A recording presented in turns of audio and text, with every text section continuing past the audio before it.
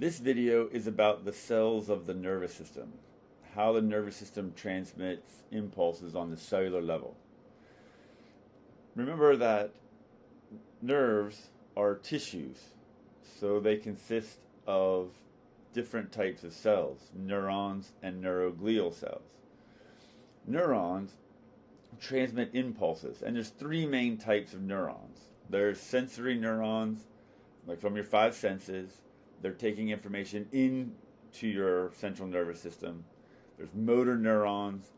They're going to move things like muscles and glands. And then there's association neurons. Normally those are in your brain or spinal cord. That's how you're deciding what to do with that information. ALS is a disease where the motor neurons are affected. So you still are able to sense you're bringing information in to your brain, but you're not able to respond to it because of those motor neurons. Here's a little diagram that shows what that looks like. You got a pinprick in the skin. It sends a message down the sensory neuron to the spinal cord. The spinal cord is housing an association neuron, which is going to decide to contract that muscle, so it sends an impulse down the motor neuron so that the muscle is contracted and your finger moves away from that sharp object. Recall that neurons are cells. And because they're cells, that means they have organelles. And the organelles are going to be the same organelles that you would find in most other cells. The difference is the number of certain organelles or the importance of those organelles. So you can see here that there's a nucleus, Golgi apparatus, ribosomes, but the microfilaments and tubules allow that axon to be very long so that it can transmit impulses over a long distance. Also, there's going to be mitochondria because energy is going to be required to sustain some of these impulses. A neuron is a single cell.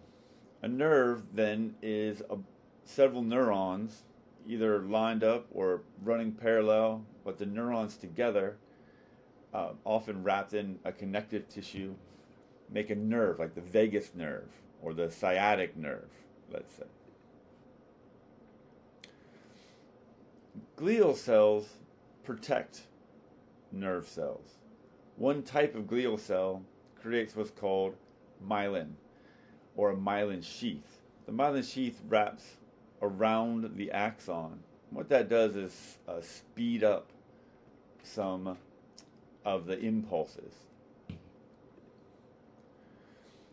Picture then two different nerves that are racing. One nerve is myelinated, the other is not. When the nerve impulse is traveling down the axon of a myelinated nerve, it can jump from one small space past the glial cell to the next small space. Picture it kind of like running down a sidewalk. Two people are racing, like these two nerves. The myelinated nerve can skip every other block. The other nerve would have to step on every single block. Well, who do you think would win the race?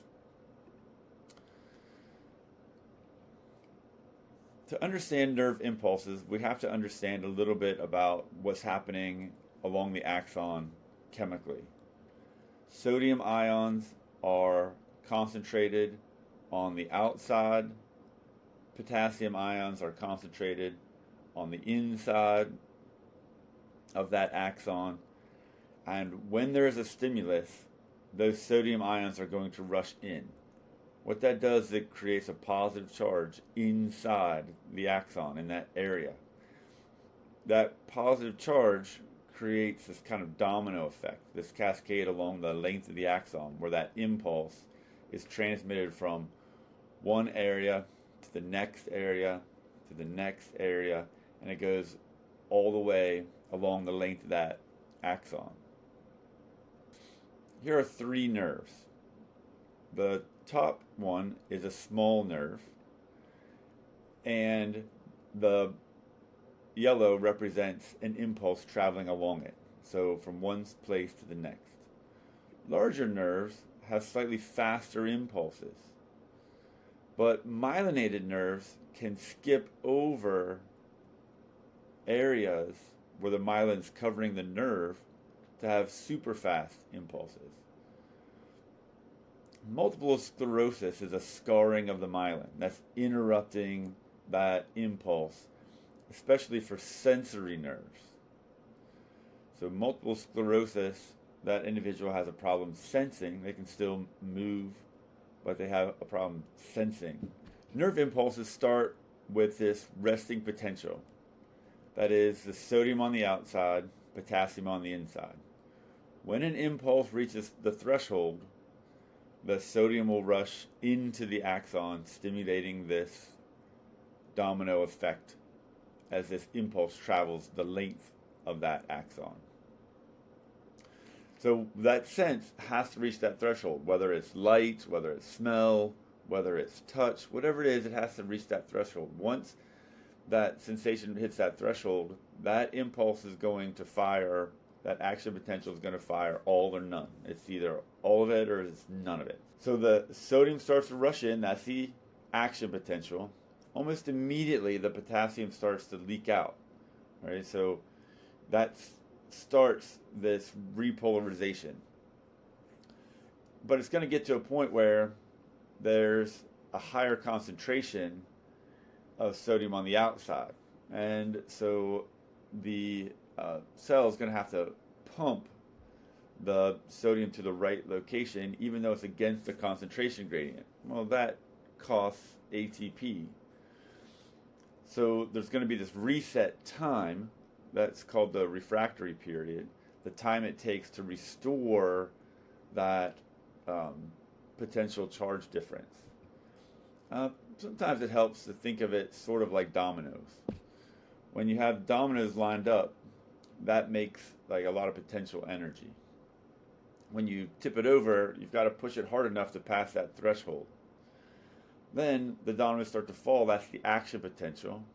And then you have to reset them. All right, so that's going to be the refractory period, and it takes a little bit of time. In the cell membrane of the axon is the sodium-potassium pumps, those proteins that are pumping sodium out, pumping potassium in against the concentration gradient. So again, think of it kind of like dominoes. You have a stimulus, it's got to reach the threshold or the first one doesn't fall. But once the first one starts to fall, it creates an action potential that goes the length of the axon.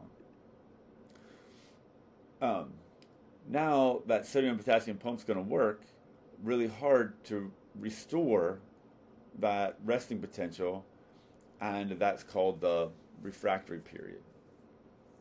So that is, you get one impulse and you have to wait a little bit before you get the next impulse. So then if an impulse is all or none, how is it that you feel some things with more intensity than others? And the answer is the number of impulses in the amount of time. So if there's one impulse in a small amount of time, it feels like a light touch.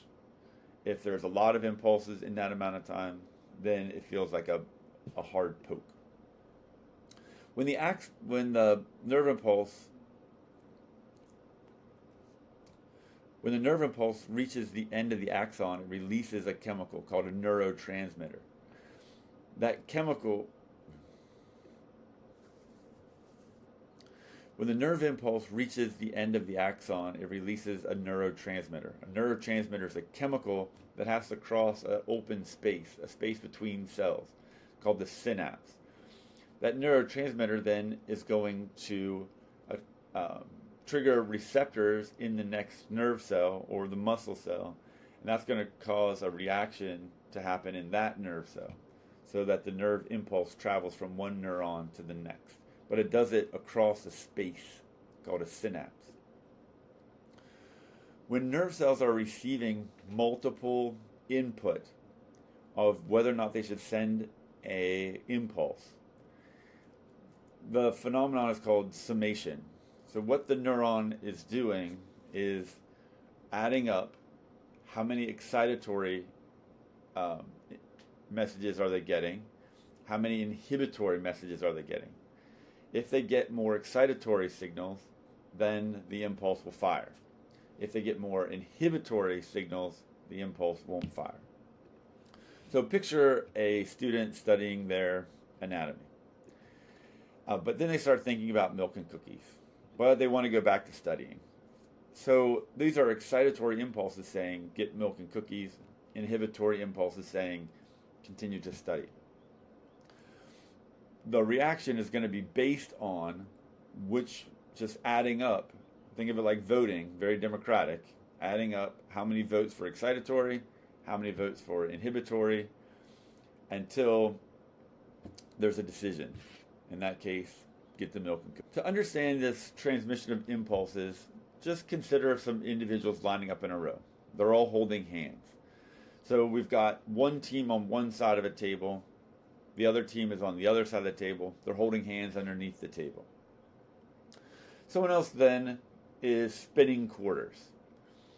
If the quarters land on heads, then the first team member is going to squeeze the person's hand beside them, because only the first team member can see the results of the quarters.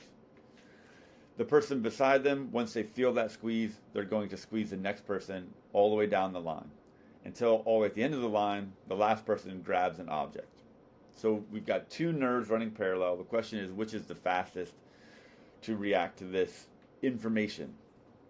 Well, the heads of the quarters is an excitatory stimulus. The tails are inhibitory. So we spin the quarters. If there's more excitatory, then the impulse is sent. The one person, their dendrite hand, receives the impulse. It transmits down their neuron to the end of that axon, where there's a little gap between their hands and the next person. That's the synapse. They squeeze their hand. That's like the neurotransmitter. It goes to the next neuron, to the next, to the next, until it reaches the end, where we get some kind of a reaction or result. Myasthenia gravis is an autoimmune disorder. What it does is it destroys the receptors, so that once the acetylcholine is released into the synapse, there's nothing for it to stimulate. In that way, that message is blocked, and the skeletal muscles don't get that signal that they need to contract. There's different neurotransmitters for different things. Neurotransmitters in the body often work one way, but neurotransmitters in the brain, even though it's the same neurotransmitter, reacts a little differently. So acetylcholine helps stimulate skeletal muscle contraction, but in the brain, it's associated with memory. And low levels of acetylcholine are sometimes associated with Alzheimer's disease. Dopamine in the brain is associated with pleasure, which is why you like those little vibrations on your phone that tell you you're getting messages or likes. That's releasing a little bit of dopamine in your brain, which creates kind of an addiction sometimes to those devices. It's associated with pleasurable feelings. But low levels of dopamine in the brain are often related to Parkinson's disease, the disease where people shake. Endorphins are released when your body is under some stress or feels pain, and it mutes some of that pain, which gives a feeling of euphoria. Athletes who like to run a lot will often push themselves to a point where their body's in pain, so that their brain releases these endorphins and they get a high from it. It's called a runner's high. They're pushing themselves to a point of pain. I hope that helps you understand a little bit more about how neurons work, the anatomy of the neuron, and the nervous system.